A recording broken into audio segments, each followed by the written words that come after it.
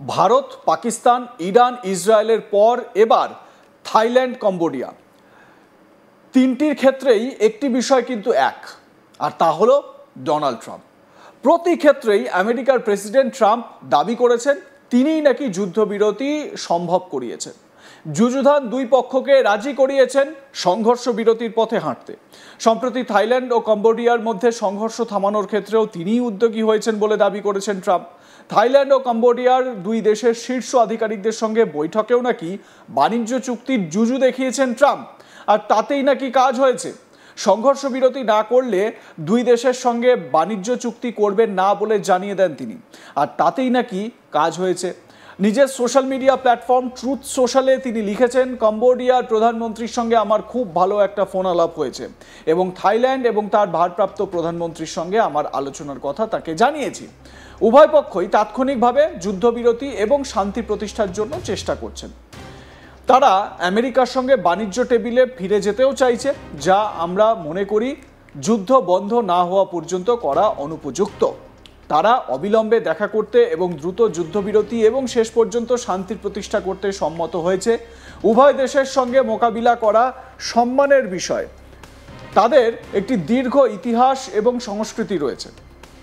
আশা করি তারা আগামী দিনে অনেক বছর ধরে একসঙ্গে থাকবে। যখন সব কিছু সম্পন্ন হবে এবং শান্তি আসবে, তখন আমি উভয়ের সঙ্গে আমাদের বাণিজ্য চুক্তি সম্পন্ন করার জন্য অধীর আগ্রহে অপেক্ষা করছি। বিশেষজ্ঞ মহল মনে করছেন, এদিকে এভাবে বিভিন্ন দেশের মধ্যে যুদ্ধ থামিয়ে আদতে নোবেল শান্তি পুরস্কার পেতেই এই ধরনের উদ্যোগ নিচ্ছেন ডোনাল্ড ট্রাম্প। স্কটল্যান্ডে ট্রাম্প এক সাক্ষাৎকারে জানান, আমি আমার জনগণকে জিজ্ঞাসা করেছি, আমি বলেছি আমরা কম্বোডিয়ার সঙ্গে কেমন আছি এবং থাইল্যান্ডের সঙ্গে কেমন আছি, এবং তারা বলেছে যে তারা কোনো এক সময় আলোচনা করতে আসবে। আমি বলেছি আচ্ছা, এখনই তাদের ফোন করা যাক। তাই আমি প্রত্যেকের প্রধানমন্ত্রীকে ফোন করেছি এবং আমি বলেছি যে যুদ্ধের নিষ্পত্তি না করা পর্যন্ত আমরা কোনো বাণিজ্য চুক্তি করব না। অনেক মানুষ নিহত হয়েছেন, আপনি জানেন, অল্প সময়ের মধ্যেই সীমান্ত তারা লড়াই করছে, বেশ একে অন্যের সঙ্গে লড়াইয়ে সম্পৃক্ত, এবং আমি দুই প্রধানমন্ত্রীর সঙ্গেই কথা বলেছি। আর আমার মনে হয় যখন আমি সিদ্ধান্ত নেব তখন মনে হয় তারা এখনই মীমাংসা করতে চান। আমি জানি তারা আজ অথবা কাল দেখা করবেন এবং আমরা তাদের সঙ্গে দেখা করব। মার্কো রুবিও তাদের সঙ্গে, তার লোকজনের সঙ্গে এবং তার সঙ্গেও কাজ করছেন।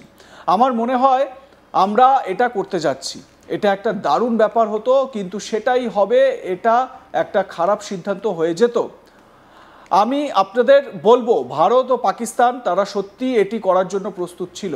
তাই যদি আমি এটা করতে পারি তাহলে এই বিষয়গুলো মীমাংসা করা, এবং যদি আমি বাণিজ্যকে কাজে লাগাতে পারি তাহলে এটা আমার সম্মানের। কিন্তু দুজন খুব ভালো মানুষের সাথে আমার দারুণ আলোচনা হয়েছে যে তারা উভয়ই সত্যি একটি চুক্তি করতে চায়। তাই দেখা যাক কি হয়।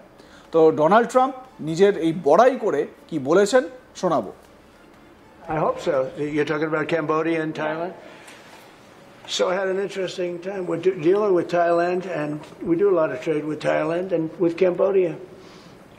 And yet, I'm reading that they're killing each other, you know, they're fighting, they're in a war. And I say, this should be an easy one for me, because I've settled with India and Pakistan, and Serbia and Kosovo was going at it, you know, but they have for a long time, in all fairness, you know about that. And others, the Congo. And you know what's gone on there. That's been a horrible thing with Rwanda. That's been a horrible thing. 31 years, 7 million, 8 million people killed. Machetes all over the place. It's a terrible thing. We got that one solved. We did 5 of them. And I was saying, you know, we have a trade deal. We were working on another. We finalized another trade deal yesterday. And I asked my people, I said, how are we doing with Cambodia and how are we doing with Thailand? And they say they're going to be coming in at some point to talk. I said, well, let's call them right now. So I called the prime ministers of each. And I said, we're not going to make a trade deal unless you settle the war. A lot of people are killed, you know that, in a short period of time. The border, they're fighting pretty like wild. And I spoke to both of the prime ministers, and I think by the time I got off, I think they want to settle now. I know they're meeting today or tomorrow. and we're going to work with them. Marco Rubio is working with them also, his people, and him. I think we're going to get that. That would be a great thing, but that would have turned out to be a bad one. And I will tell you, India and Pakistan, they were really getting ready to go at it.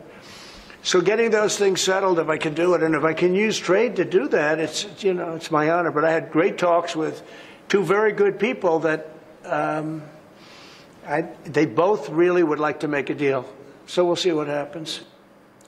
প্রসঙ্গত Israel ও ইরানের মধ্যে চলা 12 দিনের সংঘর্ষের পর বর্তমানে সংঘর্ষ বিরতি চলছে, কিন্তু এই 12 দিনের সংঘর্ষের মধ্যে ইরানের 3টি পরমাণু গবেষণাগারে হামলা চালিয়েছে আমেরিকা। যদিও এই হামলায় ইরানের পরমাণু কেন্দ্রগুলিকে কিভাবে ক্ষতিগ্রস্ত করতে পেরেছে তা নিয়ে জল্পনা তৈরি হয়েছে। এবার ফের ইরানের পরমাণু কেন্দ্রগুলিতে প্রয়োজনে হামলা চালানো হবে বলে হুঁশিয়ারি দিয়েছেন আমেরিকার প্রেসিডেন্ট ডোনাল্ড ট্রাম্প। ট্রাম্পের হুঁশিয়ারি, অবিলম্বে পরমাণু গবেষণা থামাতে হবে তেহরানকে, নইলে আবার ইরানের পরমাণু কেন্দ্রগুলিতে হামলা চালাবে আমেরিকার বোমারু বিমানগুলি।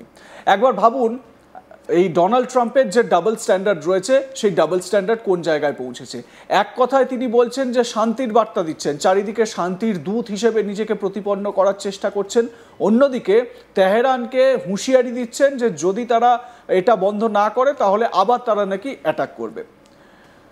এমন হুঁশিয়ারি দিয়েছেন ট্রাম্প, এবং ট্রাম্পের এই হুঁশিয়ারির পর স্বাভাবিকভাবে তেহরানও আরও আঁটোসাঁটো হয়েছে। সম্প্রতি নিজের সোশ্যাল মিডিয়া অ্যাকাউন্ট ট্রুথ সোশ্যালে ট্রাম্প লেখেন, ইরানের বিদেশমন্ত্রী আব্বাস আরাকচি ইরানের পারমাণবিক স্থাপনা সম্পর্কে বলেছেন ক্ষতি খুবই গুরুতর, সেগুলো ধ্বংস করা হয়েছে। অবশ্যই ঠিক যেমনটি আমি বলেছিলাম, ট্রাম্প এই কথা বলছেন এবং বলছেন প্রয়োজনে আমরা আবারও তা করব। কিন্তু কেন ট্রাম্প ফের এই হুঁশিয়ারি দিলেন? ট্রাম্পের এই হুঁশিয়ারির নেপথ্যে রয়েছে ইরানের বিদেশমন্ত্রীর একটি বক্তব্য। সম্প্রতি ইরানের বিদেশমন্ত্রী আব্বাস আরাকচি বলেন, আমেরিকার হামলায় ইরানের পরমাণু ঘাঁটিতে ব্যাপক ক্ষয়ক্ষতি হলেও ইউরেনিয়াম সমৃদ্ধকরণ থামাবে না তেহরান। আমেরিকার দাদাগিরির সামনে মাথা নোয়ানোর প্রশ্নই নয়, সাফ জানিয়ে দেয় ইরান। প্রসঙ্গত 21শে জুন শনিবার আমেরিকার প্রেসিডেন্ট ডোনাল্ড ট্রাম্পকে পাকিস্তান নোবেল শান্তি পুরস্কারের জন্য মনোনীত করেছিল। তা নিয়ে সোশ্যাল মিডিয়ায় বক্তব্যও রাখেন ট্রাম্প। কিন্তু 24 ঘন্টা যেতে না যেতেই ইরানে ভয়ানক হামলা চালায় আমেরিকা।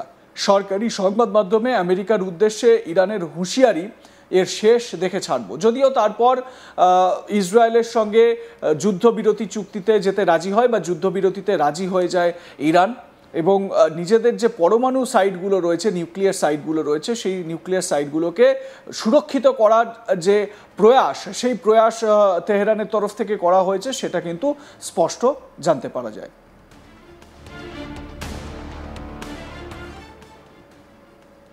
লাইক, কমেন্ট, শেয়ার করতে ভুলবেন না। দেখতে থাকুন আজ তাক বাংলা। সাবস্ক্রাইব করুন আমাদের ইউটিউব চ্যানেলটি, বেল আইকন প্রেস করুন নোটিফিকেশন পেতে।